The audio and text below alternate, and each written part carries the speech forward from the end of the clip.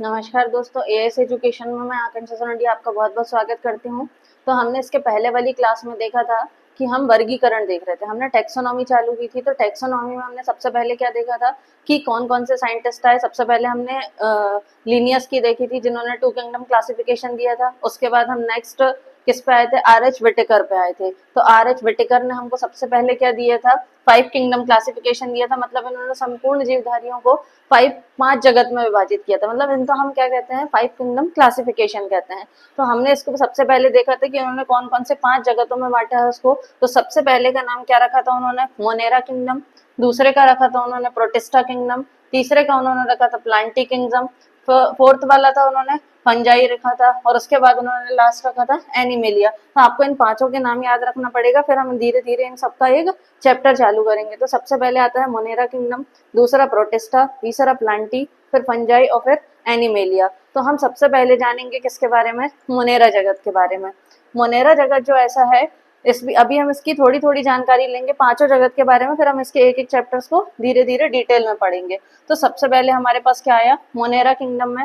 Monera kingdom में उन्होंने किस तरह के जीव जंतुओं को रखा, इसमें सारे प्रोकैरियोटिक जीव को रखा उन्होंने। प्रोकैरियोटिक मतलब क्या होता है, जैसे कि अगर हमारे पास ये कोशिकीय संगठन है, इस कोशिकीय संगठन में जो कोशिकीय संगठन बना रहेगा, जैसे जो पूरी तरह से विकसित जीव रहेंगे, उनमें कोशिकीय संगठन कैसा रहेगा कि अलग अलग उनकी क्या बनेंगी, कोशिकाएं बनी रहेंगी। अलग अलग कोशिकाएं उनकी विभाजित नहीं रहेंगी। इनमें जो उनका जो कोशिकीय संगठन रहता है, वो केवल उनका हमारे अंदर जो जीव द्रव्य या प्रोटोप्लाज्म रहता है, उसके अंदर वो ऐसा बिखरे हुए रूप में पड़ा रहता है। तो उन्हें हम क्या कहेंगे, प्रोकैरियोटिक जीव्स कहेंगे। जैसे इसमें कौन कौन आ जाएंगे, जैसे अपने बैक्टीरिया आ जाएगा, साइनोबैक्टीरिया आ जाएंगे, आर्की बैक्टीरिया आ जाएंगे, और फिलामेंटस बैक्टीरिया जो आते हैं, जिनमें कैसे होते हैं, जैसे ये मान लो कोई बैक्टीरिया है, ये बैक्टीरिया है, उसके ऐसे ऐसे फिलामेंट्स निकले रहेंगे।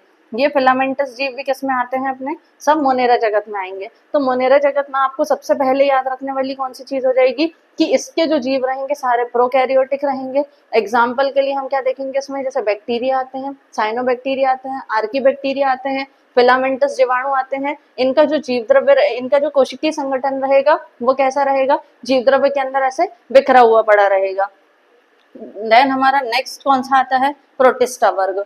प्रोटिस्टा वर्ग में हम क्या देखेंगे कि इसमें अलग अलग तरह के क्या रहेंगे, एक कोशिकीय जीव रहेंगे। ऐसे जीव जिनके अंदर कोशिकाओं का संगठन केवल एक रहता है, वो क्या कहलाते हैं, एक कोशिकीय जीव कहलाते हैं। इसमें वो जो एक कोशिकीय जीव रहे हैं, वो ज्यादातर कहाँ पाए जाएंगे, हमको जलीय जीवों में पाए जाएंगे, है ना।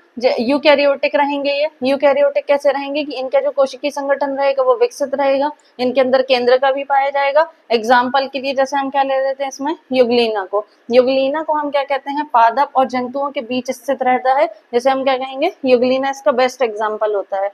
दूसरा हम इसमें देखेंगे, इसमें दो प्रकार की जीवन पद्धति रहेगी। मान लो कि ये इस तरह के जीव है, एक कोशिकीय जीव है, ये कैसे रहते हैं, ये यूकैरियोटिक तो रहेंगे, लेकिन इनमें क्या रहेगा, इनकी जो जीवन पद्धति रहेगी, मान लो अगर इन्हें सूर्य का प्रकाश मिल रहा है, तो ये कैसे रहेंगे, स्वपोषित रहेंगे। मतलब ये अपना पोषण खुद बना लेंगे। स्वपोषित मतलब कि खुद का पोषण ये स्वयं बना रहे हैं। फिर अगर मान लो इन्हें सूर्य का प्रकाश नहीं मिल रहा है, तो ये क्या हो जाएंगे, किसी दूसरे जीव के ऊपर जाके क्या हो जाएंगे, उनके ऊपर पोषित हो जाएंगे और उनसे अपना भरण पोषण करना चालू कर देंगे। तो इस तरह के जो जीव आएंगे वो किस में आएंगे, अपने प्रोटिस्टा वर्ग में आएंगे। तीसरा हमारे पास उन्होंने दिया प्लांटी वर्ग। प्लांटी के नाम से ही समझ में आ रहा है कि इसमें पेड़ पौधे वाले जो जीव रहेंगे वो सभी इसमें शामिल किए जाएंगे। तो सबसे पहले उन्होंने क्या बताया कि जितने भी रंगीन तरह के पुष्प रहेंगे, पेड़ पौधे रहेंगे, प्रकाश संश्लेषी उत्पादक जीव रहेंगे, बहुकोशिकीय शैवाल रहेंगी। बहुकोशिकीय मतलब जिनके कोशिकीय संगठन में बहुत सारी कोशिकाएं रहेंगी। और फिर उसके बाद उसमें एग्जाम्पल शैवाल। शैवाल मतलब क्या हो जाती है हमारी, वो भी कैसे होते हैं, जो पेड़ पौधे वाले जो काई जैसी लगती है हमारे यहाँ, उस पे शैवाल उगती है, ठीक है। फिर उसमें जितने भी पुष्प वाले पौधे रहेंगे, अपुष्पी वाले रहेंगे, फिर उसके बाद जो बीज वाले रहेंगे, वो सभी किस में आ जाएंगे, अपने प्लांटी वर्ग में आ जाएंगे। फिर उन्होंने चौथा नाम दिया किसको, फंजाई। फंजाई मतलब क्या हो गया, कवक, ठीक है। तो कवक में क्या हो जाता है, इसमें कैसा होता है, यूकैरियोटिक रहते हैं ये और परपोषित जीव रहते हैं। यूकैरियोटिक मतलब क्या होता है, इनमें जो रहता है, जैसे हमने यहाँ पे प्रोकैरियोट्स देखा था, तो प्रोकैरियोट्स में क्या देखा था कि कोशिकीय संगठन इनका जो रहता है वो विकसित नहीं रहता है, इनके अंदर केंद्रक नहीं पाया जाएगा। इसमें जीव द्रव्य जो कोशिकीय संगठन के अंदर जीव द्रव्य में ऐसे ही बिखरे पड़े रहेंगे, लेकिन फंजाई में कैसा रहता है, यूकैरियोटिक रहेंगे। यूकैरियोटिक में क्या रहेगा, इनका कोशिकीय संगठन वेल विकसित रहेगा। उसके बाद में इसमें केंद्रक प्रेजेंट रहेगा। तो ये सभी किसके अंदर आते हैं, यूकैरियोटिक के अंदर आते हैं।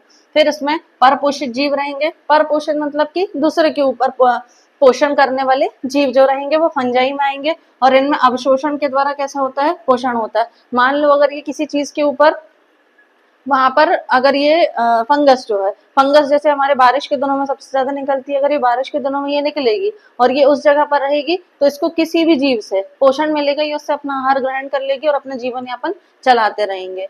फिर हमारे पास पांचवा वर्ग आया, जो कि सबसे बड़ा वर्ग है हमारे लिए, एनिमेलिया।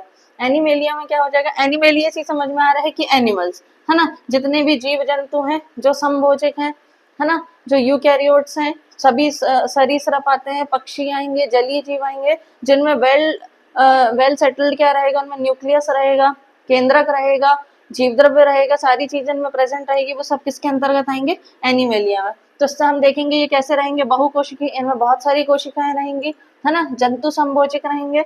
ये यूकैरियोटिक उपभोक्ता जीव रहेंगे, जिन्हें हम क्या कहते हैं, मेटाजोआ कहते हैं। फिर इसका एग्जाम्पल में क्या आएगा, जैसे हाइड्रा हो गया, जेलीफिश हो गई, सरीसृप हो गए, इसमें उभयचर आ गए, पक्षी आ गए, और स्तनधारी जीव जितने भी आएंगे वो सभी किस वर्ग में आएंगे, एनिमेलिया वर्ग में आएंगे। तो इस तरह से हमको पूरा आर.एच. व्हिटेकर ने एक बहुत बड़ा क्लासिफिकेशन दिया है, जिससे हमें सारे तरह के वर्गों को समझने में बहुत आसानी रही। तो हम एक बार फिर से उसको रिकॉल कर लेंगे, क्योंकि आपको जब तक इनके नाम याद नहीं रहेंगे तब तक आपको समझ में नहीं आएगा कि हर एक वर्ग में किस किस चीजों के बारे में बताया गया। तो सबसे पहले एक बार और रिकॉल करेंगे कि 5 किंगडम क्लासिफिकेशन में सबसे पहले क्या है, मोनेरा है, दूसरा है प्रोटिस्टा, तीसरा है प्लांटी, चौथा है फंजाई, और पांचवा है एनिमेलिया। मोनेरा को कैसे याद रखना कि इसमें सारे प्रोकैरियोट से आएंगे, बैक्टीरिया आएंगे, साइनोबैक्टीरिया आएंगे, आर्कीबैक्टीरिया आएंगे, इनमें फिलामेंटस जीव भी आएंगे। उसके बाद में प्रोटिस्टा में आएंगे, प्रोटिस्टा में क्या आएंगे, एक कोशिकीय जीव आएंगे, जली आ जाएंगे, इनमें भी यूकैरियोटिक रहेगा। इसका बेस्ट एग्जांपल कौन देता है, प्रोटिस्टा का यूग्लिना देता है, जो कि पादप और जंतु के बीच में स्थित होता है। इनमें दो प्रकार की जीवन पद्धति रहेगी, अगर इनको सूर्य का प्रकाश मिलेगा तो ये उससे पोषण कर लेंगे, अगर इनको सूर्य का प्रकाश नहीं मिलेगा तो ये किसी और दूसरे जीव से अपना पोषण प्राप्त कर सकते हैं। तीसरा हमारे पास प्लांटी आ गया, प्लांटी से ये हमको समझ में आ रहा है कि प्लांट्स के बारे में बताया है। प्लांट्स में हमको इसमें सारे रंगीन आ जाएंगे, प्रकाश संश्लेषी उत्पादक जीव आ जाएंगे, बहुकोशिकीय रहेंगे, शैवाल आ जाएंगे, इसमें सारे पुष्पी, अपुष्पी और बीज वाले जो पौधे रहेंगे वो सब किसके अंतर्गत आ जाएंगे, प्लांटी के अंतर्गत आएंगे। फिर हमारे पास चौथा उन्होंने दिया फंजाई। फंजाई में सारे यूकैरियोटिक परपोषित जीव जो रहेंगे, इनमें अवशोषण के द्वारा पोषण होता है। उसके बाद में पांचवा आया एनिमेलिया। एनिमेलिया से समझ में आ रहा है कि जितने भी एनिमल्स और हमारे जो जीव जंतु हैं वो सब किसमें रखे गए, जिसमें रखे गए, इसमें कैसे रहेंगे, बहुकोशिकीय रहेंगे, ये जंतु संभोजक रहेंगे, यूकैरियोटिक रहेंगे, उपभोक्ता रहेंगे, जिन्हें हम मेटाजोआ भी कहते हैं।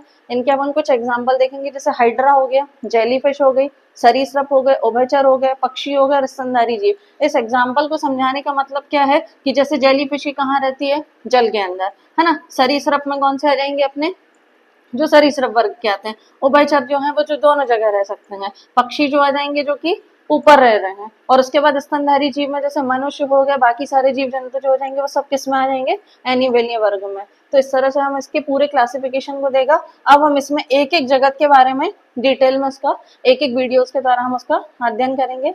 तो अपन मिलते हैं नेक्स्ट मोनेरा किंगडम के साथ। थैंक यू दोस्तों।